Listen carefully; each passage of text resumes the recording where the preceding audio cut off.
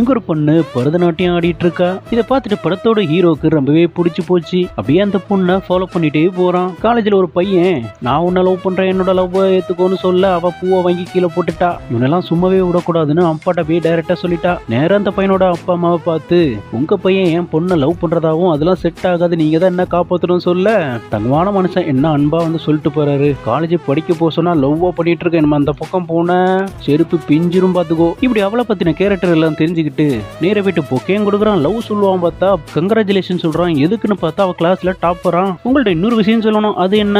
அது லவ் பண்றேன் உங்களை, உங்களுக்கு லவ் வேண்டாம் நான் ட்ராப் பண்ணிக்கிறேன். ஆனா ஒரு விஷயம், அது வரைக்கும் நம்ம ஃப்ரெண்டாவே இருப்பேமே. அவளும் இதுக்கு இருக்கலாமே.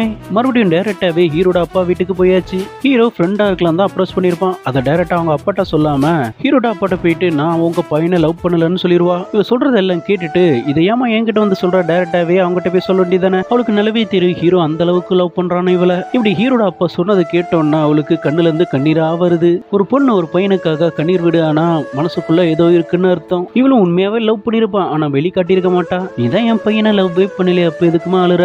உன் மனசுக்குள்ள இருக்கான்னு எனக்கு தெளிவா தெரியுது. அந்த அங்கிள் சொல்ல மாதிரி உண்மையிலேயே மனசுக்குள்ள இருக்கான் போல. அவனை பிடிக்கலன்னு சொல்ல மனசும் வரல. அவனுக்காக பொக்கே வாங்கிட்டு லவ் சொல்ல போறான். இந்த டைம் ரெஸ்டாரண்ட்ல அவளுக்காக வெயிட் பண்ணிட்டு இருப்பான் ஹீரோ. வாய் பேச முடியாத தங்கச்சி அந்த அக்கா உங்களை லவ்வே பண்ணலன்னு சொல்றா. அதெல்லாம் நம்ப முடியாது, நீ எதை வச்சு அப்படி சொல்றன்னு கேட்க நம்ம ஹீரோ அவளோட பர்த்டேக்கு கிஃப்ட் கொடுத்திருப்பான். அந்த கிஃப்ட்டை டஸ்ட்பின்ல போட்டிருப்பா. அந்த கிஃப்ட்டை வச்சுதான் ஹீரோட்ட சொல்லியிருப்பான் உங்களை லவ்வே பண்ணலன்னு. இதை கேட்டுட்டு ஹீரோ ரொம்ப ஹர்ட் ஆயிருப்பான். ஆக்சுவலா ஹீரோயின் ஏன் அப்படி பண்ணிருப்பான்னா, நீ காலேஜ் முடிச்சு உன்னோட கோல் அச்சீவ் பண்ற வரைக்கும் லவ்வே பண்ணக்கூடாதுன்னு சொல்லியிருப்பாரு. அதுக்காக தான் அவளோட லவ் வெளிப்படுத்திருக்க மாட்டா. இப்போ அவங்க அப்பா ஆசைப்பட்ட மாதிரி கோலும் அச்சீவ் பண்ணியாச்சு. 2 வருஷம் கழிச்சு ஹீரோவை தேடி வருவா. அவனை பத்தி எல்லார்ட்டையும் கேட்டு பாப்பா. ஆனா யாருக்குமே தெரியல. ஏதோ பேஸ்கெட் பாலுக்கு கோச்சிங் கொடுத்துருக்கதா தெரியும். ஒரு குட்டி பொண்ணு குட்டி பையன் சாரி கேட்பா. அதுக்கு அந்த பையன் ரிப்ளை பண்ணுவான். அதே ஆட்டிடியூடு நம்ம ஹீரோட்ட இருந்திருக்கும். அதை வச்சு ஹீரோ எங்க இருக்கான்னு கண்டுபிடிச்சிருவா. உன்னை ஹேட் பண்ணியிருந்தா என்ன மன்னிச்சிரு.